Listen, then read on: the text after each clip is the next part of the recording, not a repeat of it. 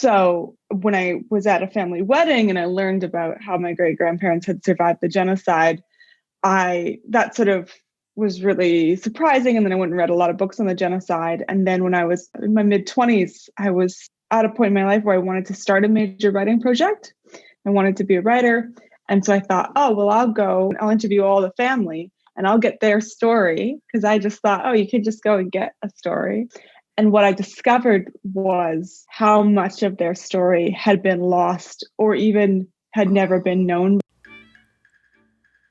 Welcome to Story Power, a bi-monthly podcast where my guests and I geek out about the stories we're passionate about in all different genres, styles, and formats. My name is Lucinda Sage-Midgorden, and I started this podcast in the summer of 2020 at the beginning of the COVID-19 pandemic. As I watched the reaction of my friends, family, and social media circle, I noticed that many people turned to stories for comfort and help in making sense of the craziness going on around them. My goal was to do the same for my listeners, but as I chatted with my guests throughout the first year, I discovered that their personal stories were the most fascinating thing about each episode. Neil Gaiman says, fairy tales are more than true not because they tell us that dragons exist, but because they tell us that dragons can be beaten. I now know that sharing our experiences with others helps us defeat our own dragons. It is our stories that connect us to one another. Let's see what wisdom today's guest has to share with us. Oh, Ashely, it's so nice to meet you. And you're in Australia. So is it early in the morning there? It is. It's already Monday. It's very early here. Oh, whoa. And it's thank you for getting up. The sun is coming up over the ocean right outside my window. Oh, that's great. Well, thank you for getting up so early to talk to me. So today is episode 59, and my guest is Ashely Kalagian Blunt. I always say those slowly because I want to make sure I get the names right. And Ashely, welcome to the show. Thank you so much for having me. So I was reading on your Podmatch profile and the books that you've written, and I even went and looked up Armenia to remind myself where it was. Mm-hmm. And so I'm really interested in knowing if My Name is Revenge. That's your first book, right? Your first published. Yep, yes, my first published book. Yes. Yeah. Is that related to the Armenian Genocide that happened to your family? It is. Okay, you want to talk about that? Yeah. So my great grandparents were survivors of the Armenian Genocide, and that was something I thought, it'd be really interesting to write about that, because I'd learned about it as a teenager and found it really surprising because I had no context for it. I didn't know where Armenia was either. So I didn't grow up with my Armenian family. My dad joined the Canadian military, so we lived all across Western Canada, and we didn't have the money to go and visit. My family was sort of outside Toronto, near Niagara Falls. So I only seen them. My grandparents would come visit me, but I hadn't seen most of my extended Armenian family. So when I was at a family wedding and I learned about how my great grandparents had survived the genocide, that sort of was really surprising. And then I went and read a lot of books on the genocide. And then when I was in my mid-20s, I was at a point in my life where I wanted to start a major writing project. I wanted to be a writer.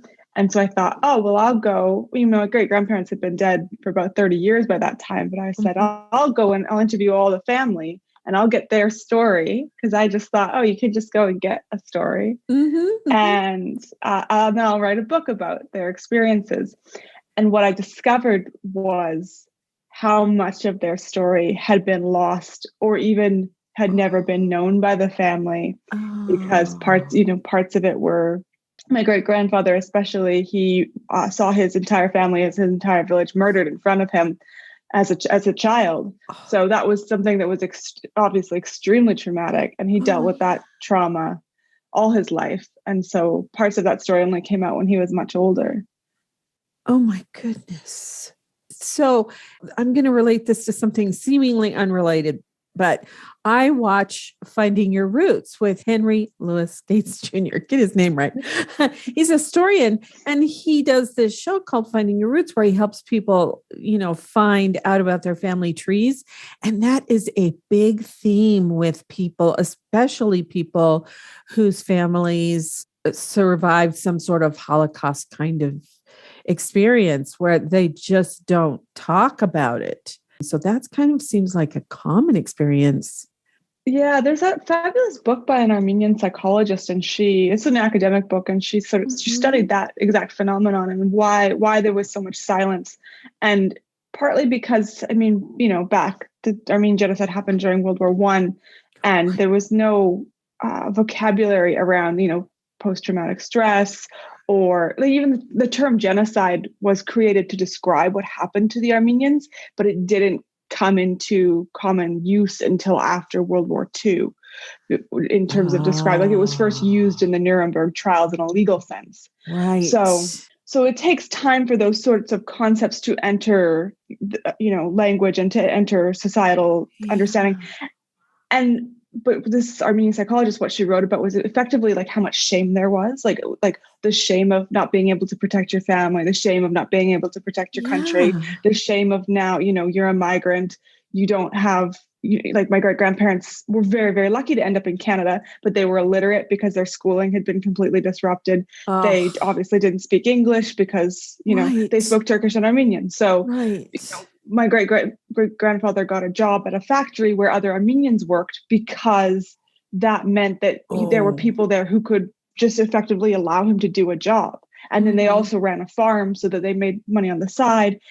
And they just, but they were illiterate all their lives. They never got a chance to make up that education. My great-grandmother, actually, she had someone come and teach her, and she worked really hard. Mastered English and actually became a bit of a property baron in the town that she lived in as she got older. So they did amazingly well.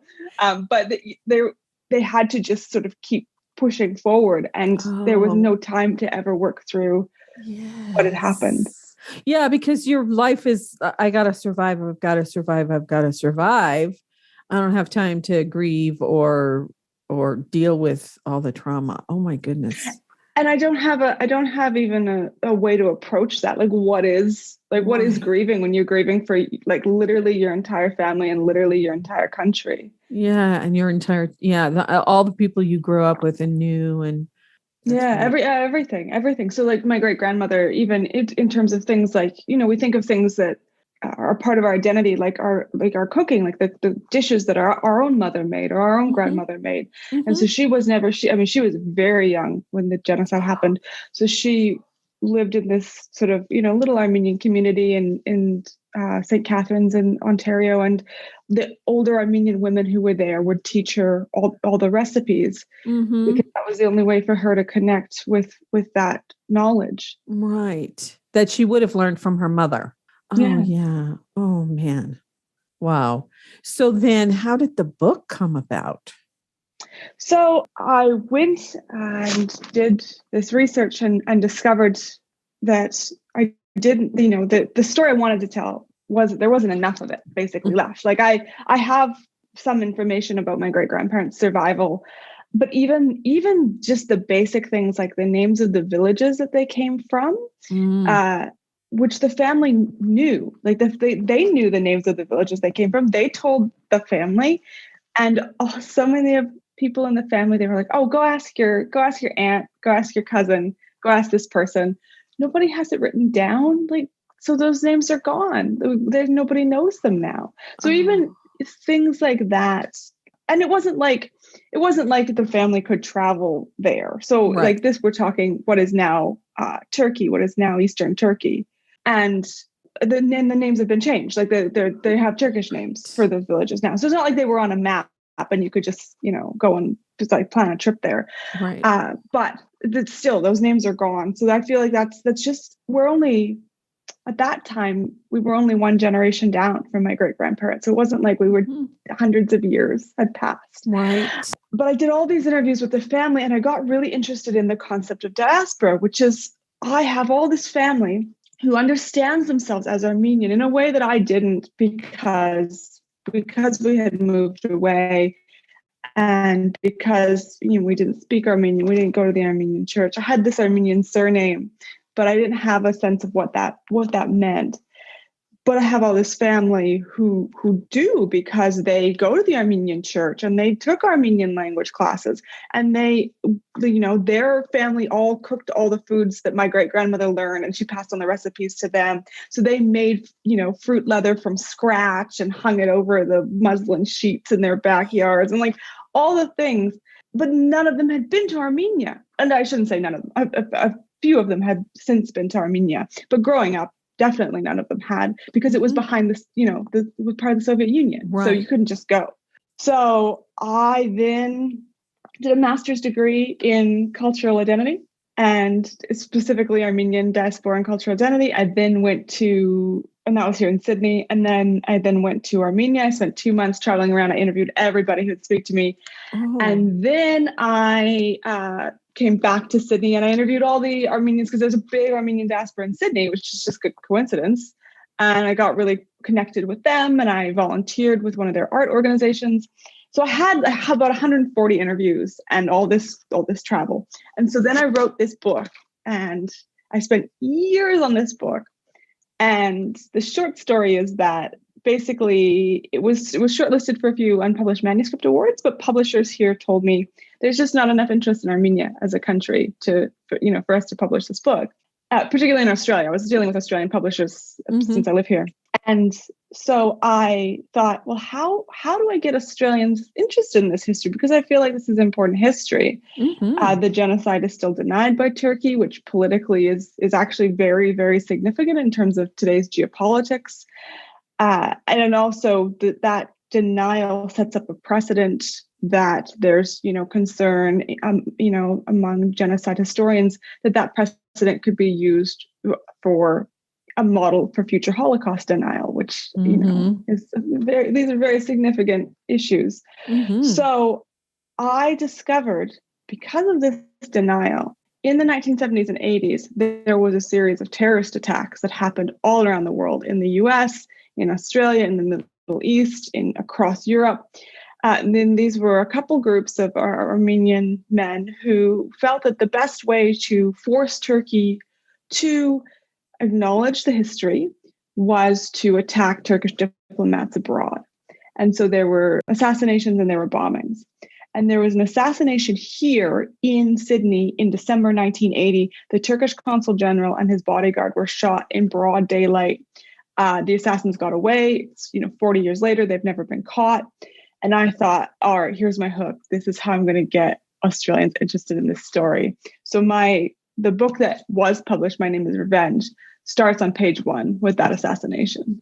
Wow. Oh, that sounds so fantastic. Yes, because there are prominent Americans who were from Armenia that were in the entertainment industry. I think Marlo Thomas and her family, I think her father was, or maybe it was his parents, were immigrants, I think, from Armenia. And they, they talked about Armenia, but, I didn't know anything about the Holocaust, which you indicate on your Podmatch profile that was like a precursor to the Holocaust of World War II. So, the Holocaust of World War II, like the Jewish Holocaust, would not have happened the way it did if the Armenian Genocide hadn't happened. And this is part of the thing, is I got so obsessed with understanding this history, because you need to understand, what was the Ottoman Empire? I was never taught what the Ottoman Empire was in school. So even just understanding that and its relationship with Russia, which is a whole thing. But the key thing is that Germany and the Ottoman Empire, which is Turkey, and it expanded out into the Middle East and Armenia. And the Ottoman Empire was at one point the largest contiguous empire in the world, expanding into Africa and Asia. So Germany and the Ottoman Empire were aligned. And the Ottoman Empire at that point, had gone from being this huge, successful empire, and it was crumbling, and it was getting smaller, and it was just in sort of like a panic mindset at this point. And when the war happened, they partnered with Germany.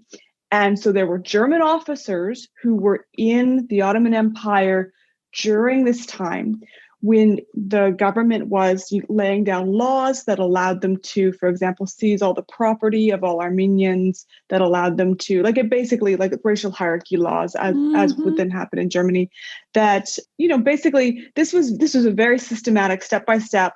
We want to exterminate this group of people, and we're going to do it in these ways. We're going to use the railways. We're going to use our brand new telegraph communication system. And there are quotes. So to be clear, Germany was not a decision maker in that process, but they were there as observers. And there were, in some cases, situations where officers did take part.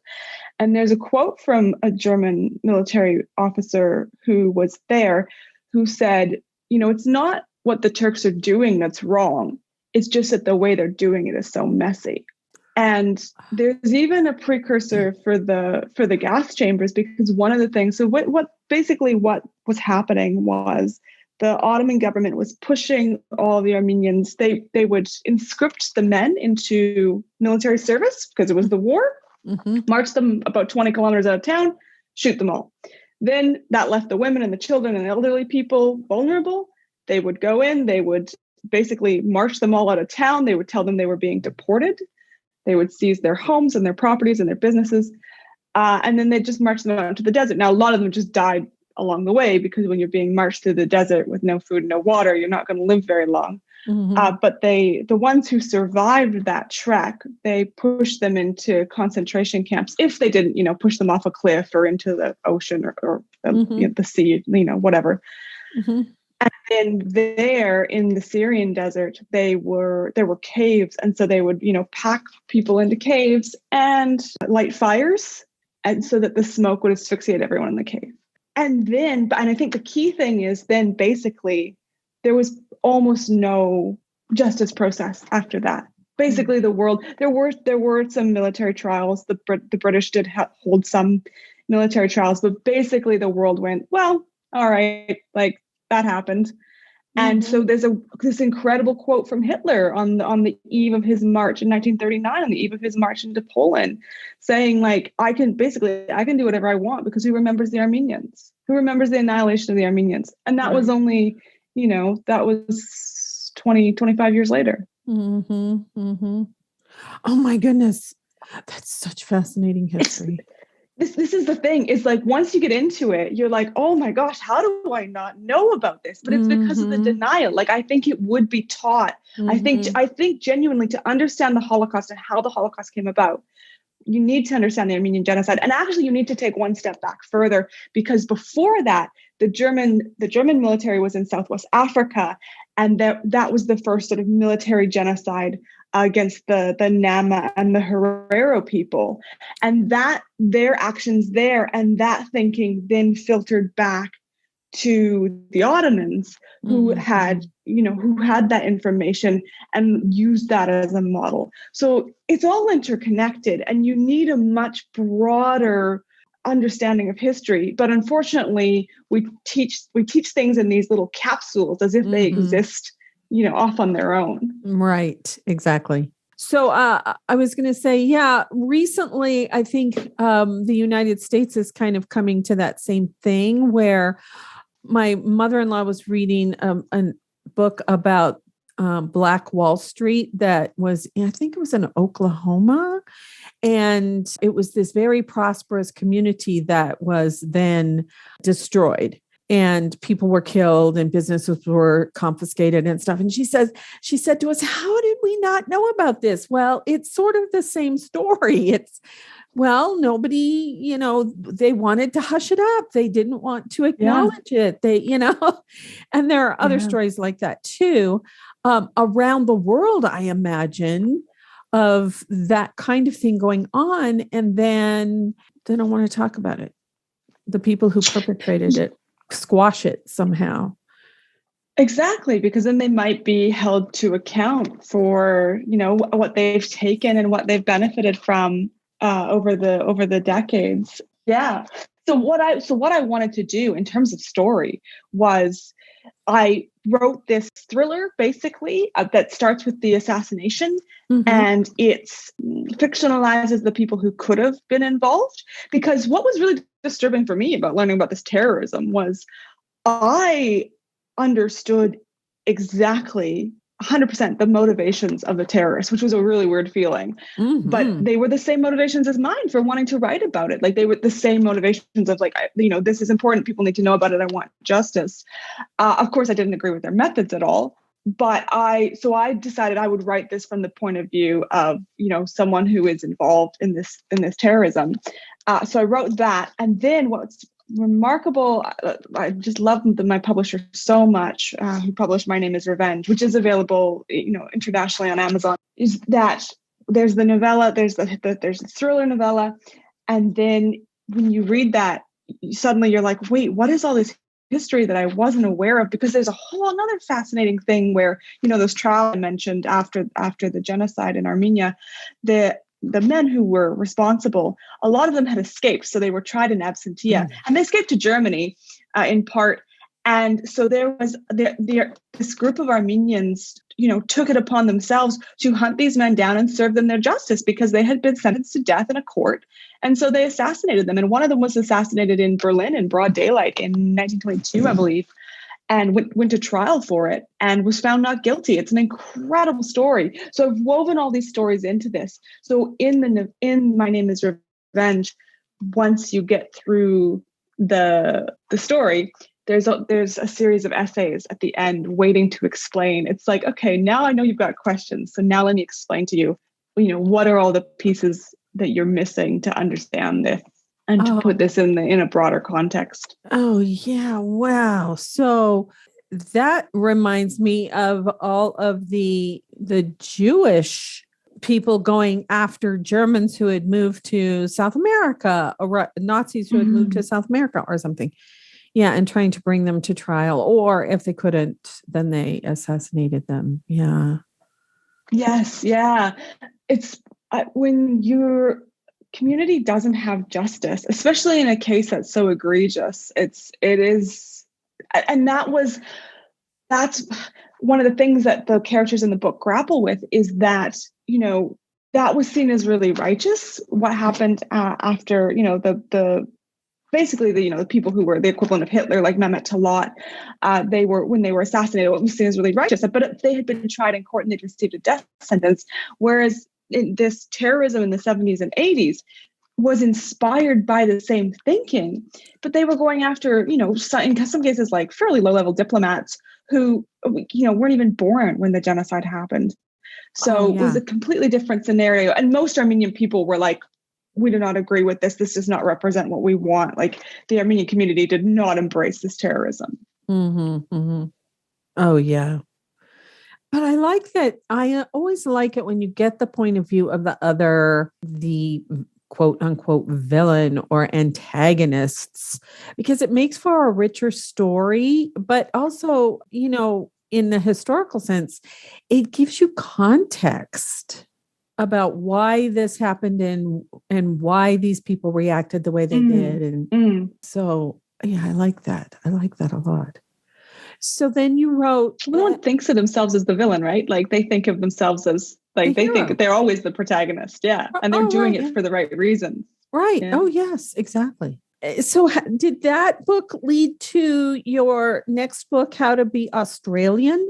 It's funny because I don't think you could get two more different books if you try, because my next book is the comedic memoir of moving to Australia from Canada.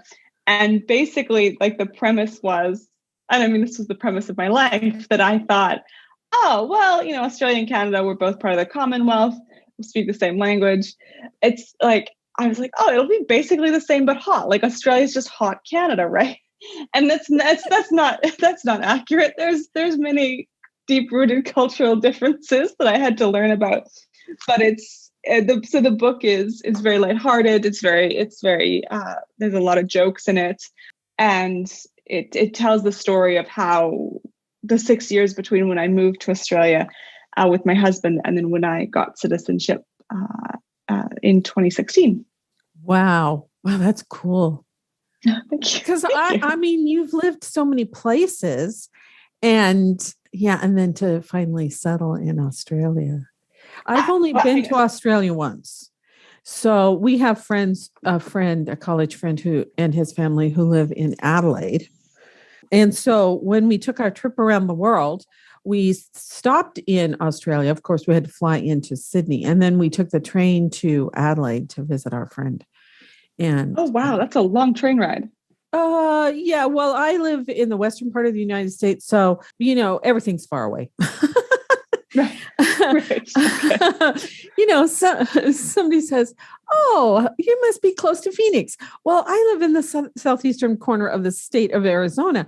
No, it's 3.5 hours away from Phoenix. And they go, "What? Really?" Yeah, well, and if I were going to go when my mom and dad lived on the western part of the state, it would take us 5 hours or 5.5 hours to go visit them. Oh, wow. Right. Yeah. I mean, Arizona is kind of a big state. And if we went up to, it would be 7 hours, I think, to get up to northern Arizona, which is, if we were going to go to Flagstaff, which is kind of the opposite corner, the northwest corner of the state. So, so. That is a big state. So for me, it's like, oh, yeah. But how long, that train ride must have been like, what, 20 hours more? I think it was 23 hours or maybe 25 hours, something like that. But I mean, we had a first class ticket. And so we had a little cabin, a suite thing. Oh, nice. Oh, lovely. Or whatever you want to call it. And we met some lovely people on the train, while we were during meals. And, but Adelaide is so different. It's different than Sydney, partly because it was not established as a penal colony. It was established as a merchant colony. I would love to go back there again because we did not get to see very much of the country. And I know it's such a huge country, but I kind of understand that because our country is kind of big. Not as big as Russia or China, but it's still pretty big. But there are so many wonderful things to see all over Australia that I would love to go see. So, and it's funny that we're talking about Adelaide because in the book I have one chapter on every state and some of the like the Northern Territories and Canberra, which is it's kind of like DC, it's the Australian Capital Territory, but South Australia is actually the one state that didn't get in the book. It kind of like it's the smallest state excepting Tasmania, which is an island state, right. But and it just sort of like got left out. So I apologize, South Australia. That was my mistake. I spent a day in South Australia, but I just didn't have anything to say about South Australia. Yeah.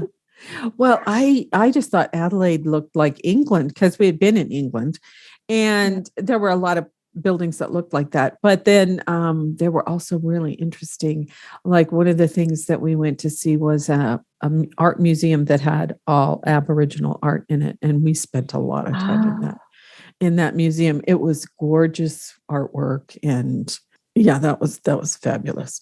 So, but Sydney, we loved Sydney too. And we took the harbor tour and, so we didn't go inside the opera house. I think it was closed when we were there, but we walked around the outside of it. And so really the outside is the bit to see because inside it just looks like any other opera house. There's nothing really special inside. It's very like 1970s, like concrete. It's nothing special inside. Yeah. Well, I'm a theater person, so going inside theaters is kind of fun for me. Well, and they do have a tour where it's like, talks about the history of the building and the architecture. And I haven't done that yet, but I would really love to do that tour because I think that would actually be interesting. I mean, I've gone to see shows there, but like, I'd love, that tour has been on my list for a long time. Yeah. And it's such a distinctive looking building. The architecture is so interesting, but Australia is a wonderful place. Now you lived in the western part of Canada. Did you live in BC? Because I grew up in the Pacific Northwest of the United States. Oh, lovely. So I was born in Alberta, and then we lived in Manitoba, and then we lived in Moose Jaw, Saskatchewan, and then we lived on Vancouver Island for 4 years, and then we moved back to Manitoba. So I did high school and university in Winnipeg. So I sort of lived all across the West. Oh, yeah. And that's part of what I write about in the book, is that I had this sort of, nomadic childhood. We were always, because my dad was in the military, like we were always talking about the next move. So even if we didn't move that year, it was sort of like there was always another move on the horizon. And then we ended up in Winnipeg, which is not a nice city, or wasn't at the time. Actually, it's a lot better now. But Winnipeg is a very isolated city, like geographically. Like the closest real city to it is Minneapolis, which is still an 8-hour drive. Oh, yeah. And so, and it goes to -40 in the winter, and the winter can last 8 months. They're in the midst of a horrendous winter right now. They've got 6-foot snow drifts, and it's just brutal. Oh, no. Yeah, it's really bitch. My parents have been sending me videos of their yard, and it's just unbelievable. So I knew, like, I wanted out of Winnipeg, and there was one winter there where it was -40. And I mean, whether we're talking Celsius or Fahrenheit, listen, it doesn't matter. It's the same. And it's just brutally cold. And that was when I was like, I refuse to live here. As soon as I get my degree, I'm moving. And I was dating this, born and bred Manitoban. And he knew how I felt. So anyways, I left on my own because he was still doing study. And I went and lived in Asia for a year. And then I went and lived in Peru for a year. And then I went and lived for 6 months. Then I went and lived in Mexico for a year. And all this time we were sort of, on again, off again with this Canadian guy. And finally I convinced him. I was like, you have to live outside. You have to experience living outside Canada. And so we got married and moved to Australia together. And the idea was we came here on a 1-year visa. And this is how the book opens, is we arrive here, we're on this 1-year visa. It's like, oh, we're going to spend a year at the beach. I kind of have to do a master's degree because that was how we got the visa, but whatever, I'll just do that on the side. And then he loved it and got this great job and he wanted to stay. And I was just like, wait a minute, like that wasn't the deal. Like, do you know how far away this is? I know. I know. I think when we flew from Sydney up to Tokyo, my sister and her family lived in Tokyo. We took this trip in 1996. So we were visiting people we knew around the world, basically, except for some of the places we went. We didn't know anybody. But so we were flying from Sydney to Tokyo and we had to stop in Singapore. And I think it was like a 15-hour trip just to Singapore, wow. Or maybe it was 11, but it was a long trip just to Singapore to get, and then from Singapore to Tokyo was a pretty long trip too. So yeah, but it's so beautiful. I thought the country was beautiful. And when we went there from India. So when we got there, Australia is set up for tourists. And I thought my husband was going to kiss the ground when we got there because it was a little bit difficult being in India. We didn't know anybody. If we had known someone, it might have been better. But we took some government tours. We went to the Taj Mahal. We saw some beautiful things, but the culture shock of people sleeping on the streets, and the cardboard houses underneath the Bank of America building, and that was kind of difficult. Even though, when we lived in Portland, Oregon, there were lots of people living on the streets. And then it was 2015. Barry went to an art conference, and we still have this friend who lives near downtown Portland, and the conference was at the convention center, and Barry could just hop on the light rail and get there in 10 minutes, So we stayed with our friend, and there were so many more homeless people. And it has to do with the state health insurance thing. So if you don't have health insurance, you're covered by this. So lots of people move there who are homeless. I don't know how they get there, but so that they can have paid for healthcare. Right. Oh, yeah. That's such a, when I was a kid growing up, on the Canadian prairies, it was like, the United States. Like, I was like, I wish I was born in the United States and I want to go live in the United States because everything happens there and it's so amazing. And now that I'm older and I know, like, I, understand about how healthcare works. I live with chronic illness. I have a major illness. I just like, my husband and I talk about this. We're like, wow, we're so glad we weren't born in the United States. Like, we're so relieved. Like, just in terms, like, between the gun control thing and the healthcare thing, we're just like, oh no, we're really lucky. Yeah. So we really feel for people, because I've met people whose like lives have been destroyed by they got some health condition and they were just financially just wiped out because they just didn't have the right level of health insurance. Or the health insurance have these little loopholes. That's the thing. The health insurance companies have these loopholes. Yeah. So I think it feels like things are changing now, and we will eventually get universal health care. Thank heaven for Bernie Sanders, because he just keeps harping on that. Oh, but that would be such a game changer for Americans. Yeah. It would be amazing. Americans are kind of weird. I'm sorry, American listeners. We're kind of weird. We get pushed, and then finally we do something about it. We get pushed to the brink, and then we finally do. Well, I mean, it would be amazing to see movement for the United States. That would be incredible. But, I didn't mean to get us off onto that tangent, because I'm interested now in you talking about your chronic illness and how you deal with that, and you doing your writing. And also, don't you coach people? Don't you coach people in creativity too? Yeah. Yes. I teach creativity. I've been a mentor for other authors. And I love teaching about creativity. It's so great. I do a workshop where it's all on Zoom, it's online, and anybody can sign up. And I tell people, it doesn't matter if you've written 10 books or you have not written, creatively anything since high school. Like, this class is for everybody. And basically, like, I just, we spend an hour and I just give people, I go over some principles of embracing creativity.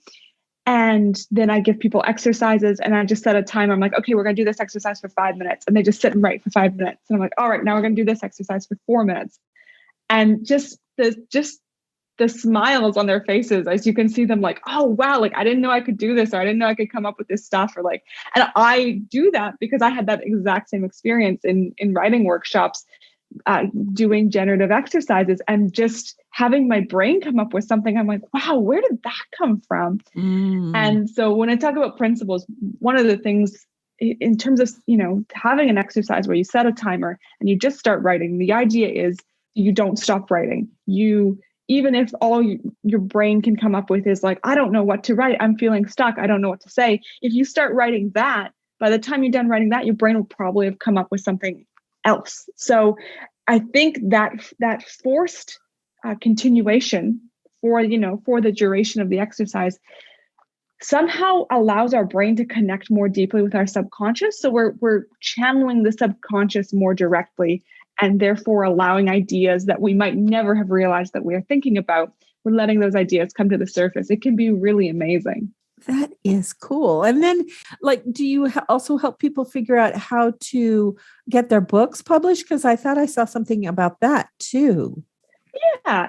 I've done workshops on, like, a recent one I did was on writing memoir. And so, like, how do you start with that kind of project? How do you keep going? What are the challenges going to be? And then once you get to the place where you start thinking about publication, okay, like, what do you need to think about in terms of publication? Because that's a whole thing in terms of learning how to get a book published. As you would know, being an independently published author, there's all sorts of different approaches and avenues and things you need to know. And you're basically launching a small business if you want to take on publishing a book. So how do you do that? Yeah. So I have 2 or 3 businesses because I'm a blogger, a novelist, and a podcaster.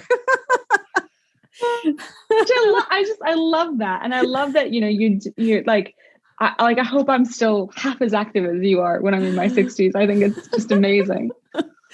Yeah, really. Well, I can't say that I'm that active in terms of moving around, but my mind is active. My brain is active. Yeah. But yeah, so the teaching really gets me out of the house because I have to go teach my class, at the college. Yes. So you encourage people in their creativity in the writing world. And how does your chronic illness hinder you or help you in your endeavors?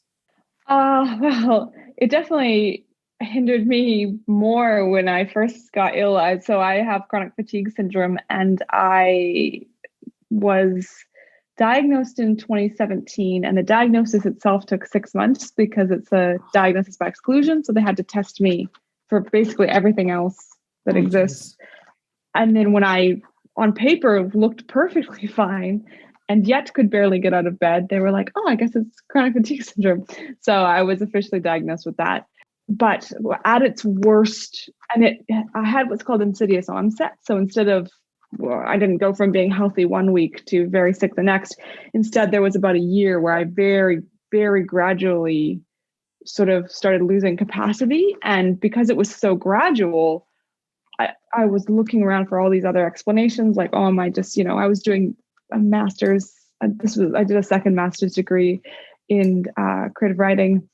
And so I thought, oh, is it because I'm, doing this master's degree and working, or so then it continued to get worse. And that's when I started going to the doctor, and we went through this whole process of diagnosis. And then there's no treatment for chronic fatigue syndrome. They're starting to now test some medications, but they're sort of like, were developed for other things, and it's sort of like, oh, maybe this will help, ease your symptoms. It's not like, oh, this will cure your chronic fatigue syndrome, because it's not well understood even what's going on in the body. There are definitely physiological things going on. They have now shown that definitively, but in terms of how those things are triggered, they don't know.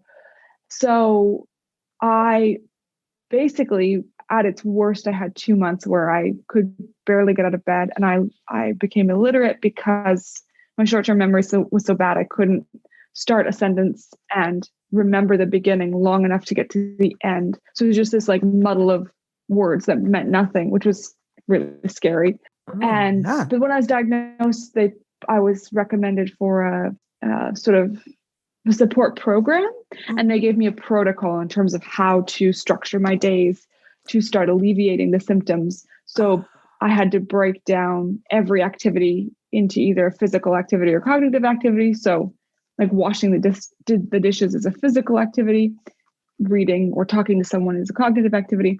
And then I would sort of see how much of those, I could do 20 minutes of a physical activity and 10 minutes of a cognitive activity. And then I need to rest for an hour and just go through the day like that. So I still do that to some degree. It's called pacing. And I still do it. I still sort of structure my days and my weeks around my capacities. It's been 5 years now. So I've each year I've improved. So I thought, a lot of people think that chronic fatigue syndrome is something that when you get it, it's just permanent, but it's actually not in most cases. Like I've talked to people who had it less than a year, which is just like, oh, wow, that's amazing. They told me the average is 3 to 5 years. So when I hit 5 years and I still wasn't better, I kind of because I had that in my mind. I'm like, oh, 3 to 5 years. I hit 5 years and I still very impacted. That was that was a mental hurdle I had to get through. But I have gotten a lot better. I obviously can read and write again. I think the really good thing was that I had a creative practice before I got sick. So I had been writing seriously. I wasn't getting published, but I had been writing seriously before I got sick. So when I was able to, when I was sick, and all our family's in Canada, I'm here with my husband and he works a lot. So I was home by myself, most of the week, and I had nothing, we didn't even have a pet. I was very alone. So when I had 15 or 20 minutes where I was well enough to write, being able to sit down and do this thing that I had done before I was sick and to escape into whatever I was working on in my writing, which, at that time was My Name is Revenge and How to Be Australian.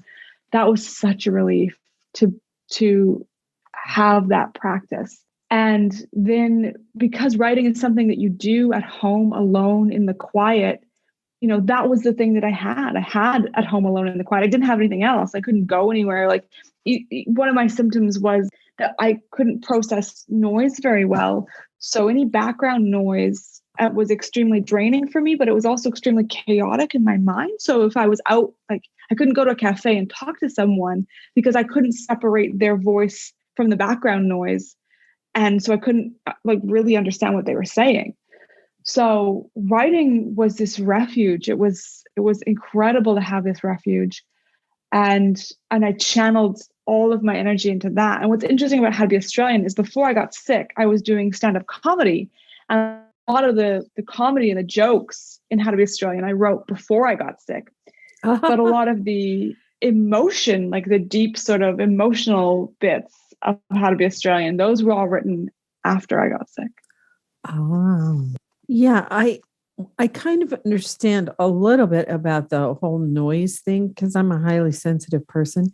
And just sometimes, I will be in the bedroom reading and Barry will be watching something on television and I'll have to ask him to turn it down. And he's just started using his AirPods because I can't, I have a really difficult time reading or writing or concentrating.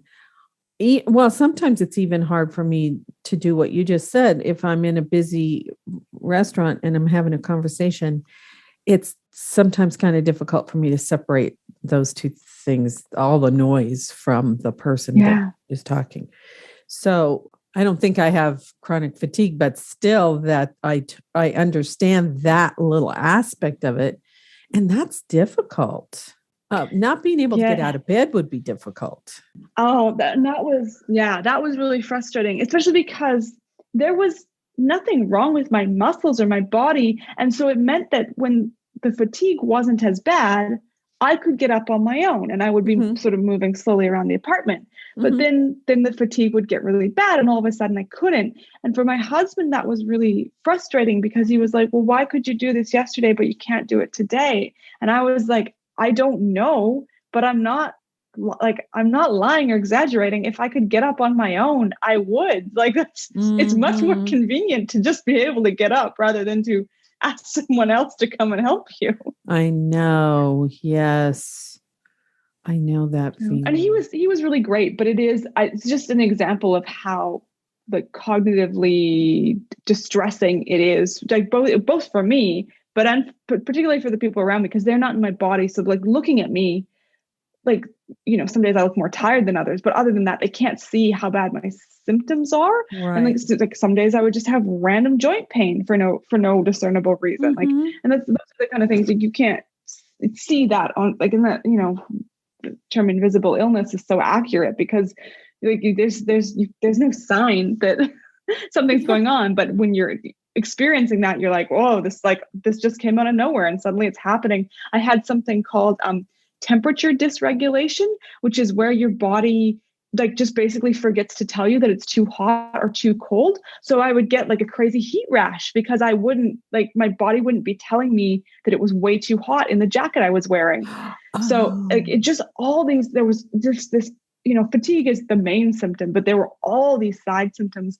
One of the things I was getting, and I was 32 when I started getting sick. So it wasn't that old, but I'd have like one glass of wine and suddenly it would be like I'd had a cup of sand and I'd be drinking liters of water and just still feeling so parched. And I didn't realize that it's called alcohol intolerance. And I didn't realize that was one of the symptoms that was coming on. I just thought, I guess I'm getting old. My body just can't handle alcohol anymore. Oh, wow. That's so random. It felt like my body was a bizarre science experiment. Like when I was well enough to look at it from a lighter perspective, I was like, this is just weird. Really? Oh man. And did you experience people just not understanding and thinking, well, just get over it? Yes.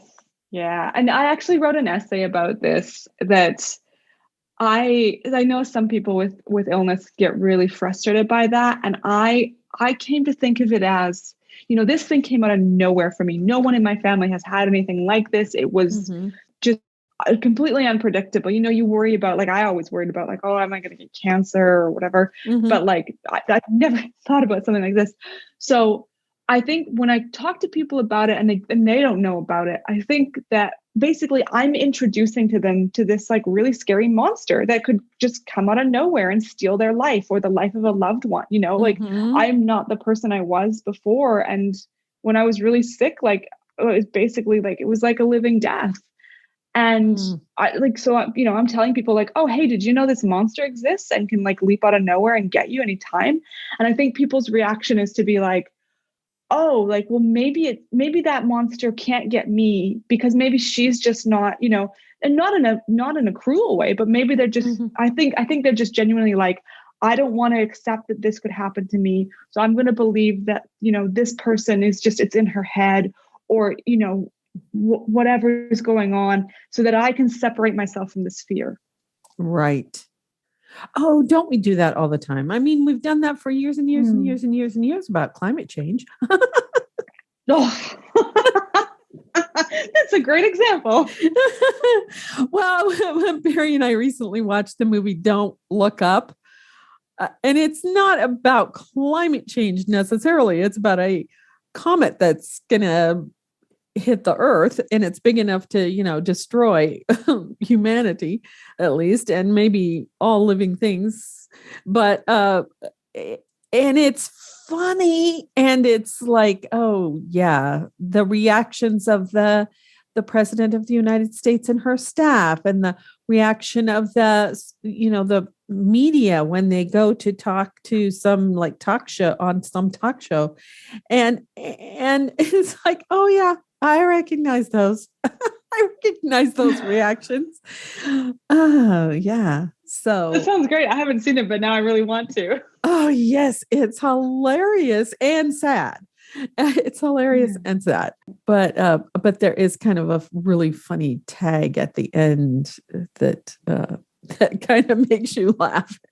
But yeah, I mean, I think we do that a lot. I think that humans, it's a protective mechanism, maybe, I don't know, to where we just, I can't, I don't want to have to deal with that. And then when you have it, when you get it, like I have issues with my hips. When I exercise, they are better when I do my stretches, but I'm like, I don't want to do my exercises today. Which is really stupid. And it's like when you have any kind of little something or other, even if it's small, I've heard people, why do I have this? I don't want this, and well, you just have to deal with it. You just have to live with it. Yeah. Health is so tricky because we see all our goals as external to our bodies. And so we don't make one of our goals just like, I should be just, taking really good care of my body. I think because it's just such an omnipresent, ongoing thing, like really our bodies demand a lot from us in terms of care and maintenance. And we're so focused on our jobs or our romantic pursuits or, our travel or whatever it is. But yeah, it's challenging. Yeah. Well, and I don't know if this is true, but all those years of teaching, I was standing up for 8 hours a day or 6 hours a day or however many hours a day. And so that might be part of the whole, and then after I stopped teaching public school, I was home writing. And so I was sitting a lot. So it was like my poor body, I was abusing it and I wasn't even thinking of that. And you probably weren't abusing your body, but something happened to you. And yeah, well, actually, that was one of the really interesting things was I was really active. I used to get up and, either go for a run or go for a swim. Beautiful pools at the place we lived.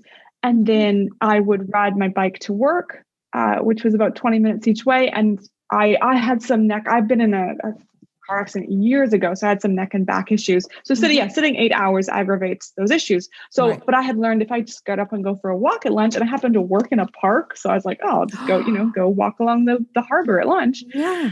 So like I had this, it was all fantastic.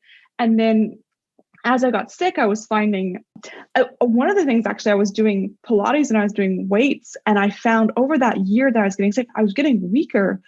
And I was like, talk to the physio that I was working with. I'm like getting weaker every month. And of course that doesn't make any sense. So she's just like, I don't see how that's possible. Like, because neither of us, realized that, what was going on. Yeah. But one of the things that happened was riding my bike to work, I started, I couldn't make it up the hill. There was a hill right at the end, of course, and I couldn't make it up the hill. And I started having to push my bike up the hill. And then I started getting too winded on the flat bit.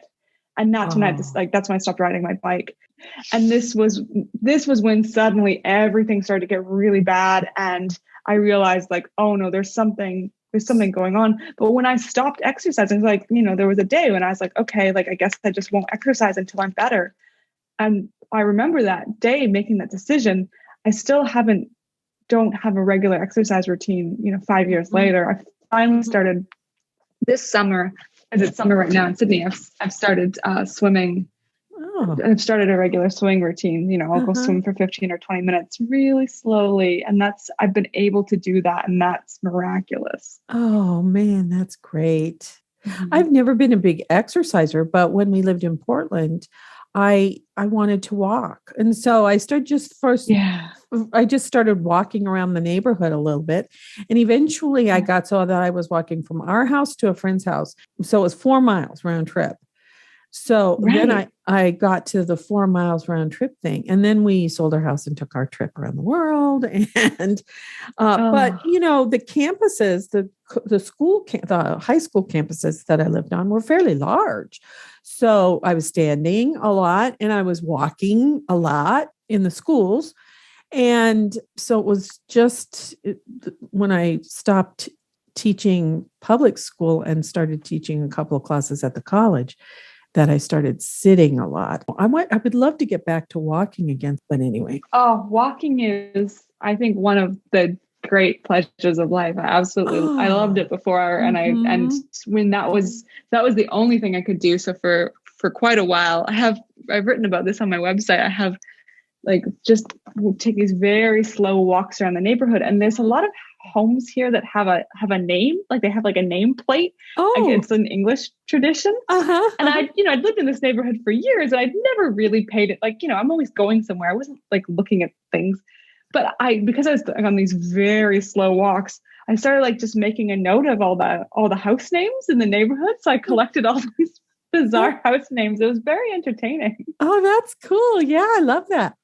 Yes. We don't do that in the United States. Yeah. We don't name our houses. Yeah, no, not really in Canada either. Apartment buildings usually have a name, but houses don't. No. Right, but they should. I think I was like, this is great. I'm definitely going to adopt this. So if I ever own a house again, it's definitely going to have a name. Lucinda. That's cool. Yeah.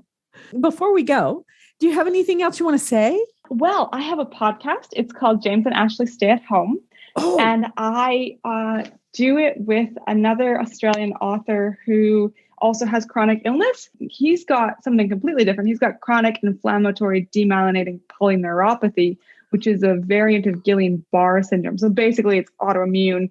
His immune system is attacking the nerve sheathing.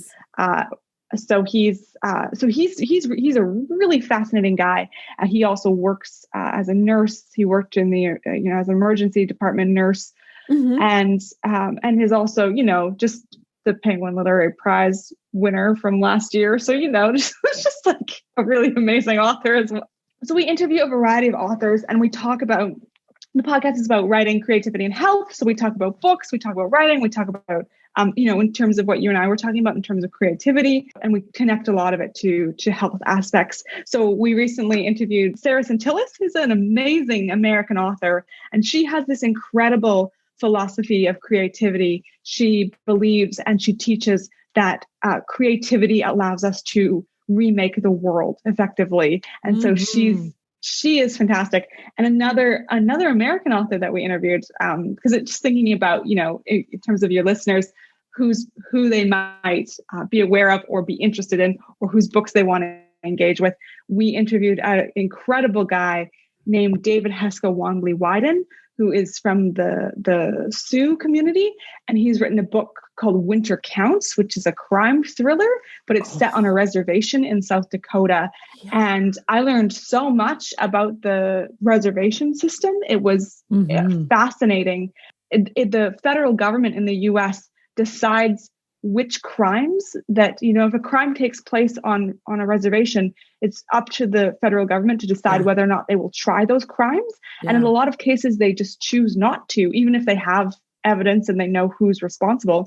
So there's actually, because of that, because, if someone in your family gets attacked and then there's no trial, there's no justice, there's actually a vigilante system that's developed. Someone will go and pay a vigilante to deal out justice, and which is a perfect setting for a crime novel. So I highly recommend Winter Counts. It's an amazing book. And you can also listen to David chat with us on the podcast. That sounds fantastic. I'll have to look that book up.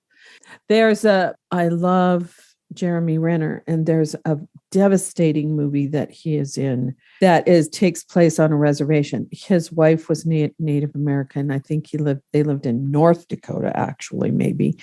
And he is like a game warden kind of a guy. He makes sure that the balance of the predators and their prey is in balance, so that the predators don't attack like people and their animals and stuff like that. But his daughter was killed on the reservation. It's called Wind River, which is actually the name of the reservation, Wind River. And but it's so devastating because at the beginning, there's a friend of his daughter's is also killed. And one of the things that it says at the end of the movie is so many young women are killed on reservations. And they tried to find statistics for how many.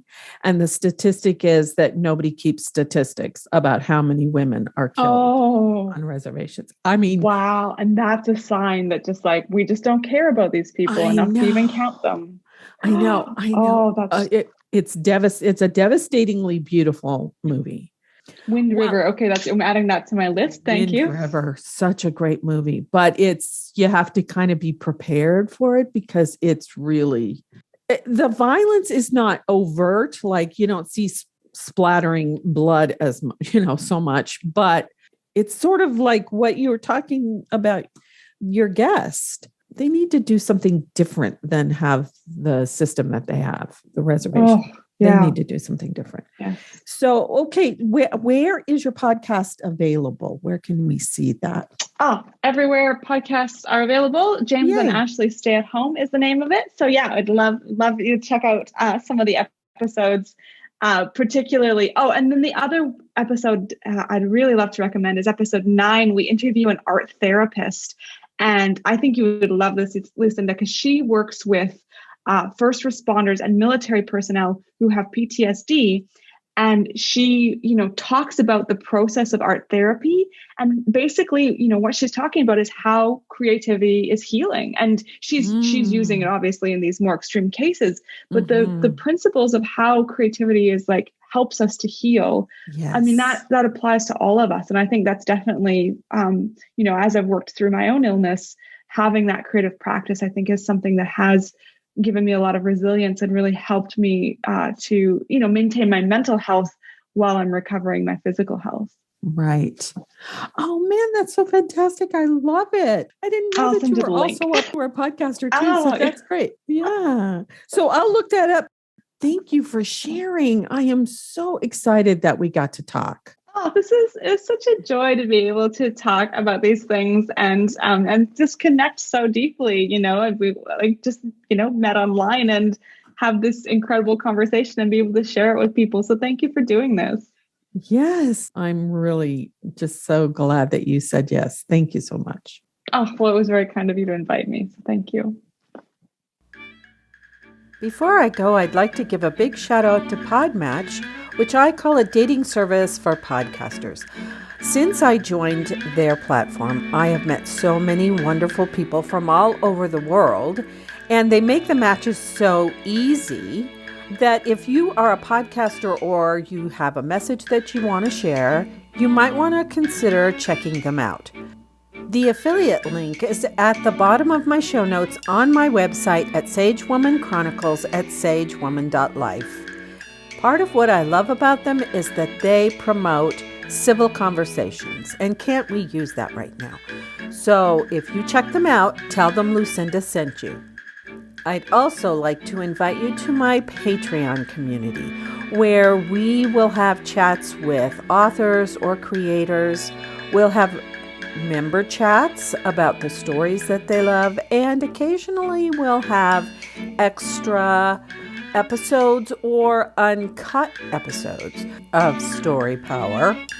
So please go check out my Patreon page at patreon.com/storypower without the hyphen, all one word. I hope you enjoyed the show. If you like what you heard, please share it with a friend and give us a review on your favorite podcast app. It will help people find us. You'll find the show notes for this episode at my website, Sage-Woman Chronicles at sagewoman.life. You can leave a comment there. And remember, as Philip Pullman said, after nourishment, shelter, and companionship, stories are the thing we need most in the world. Until next time, this is Lucinda Sage-Midgorden. Thanks for listening.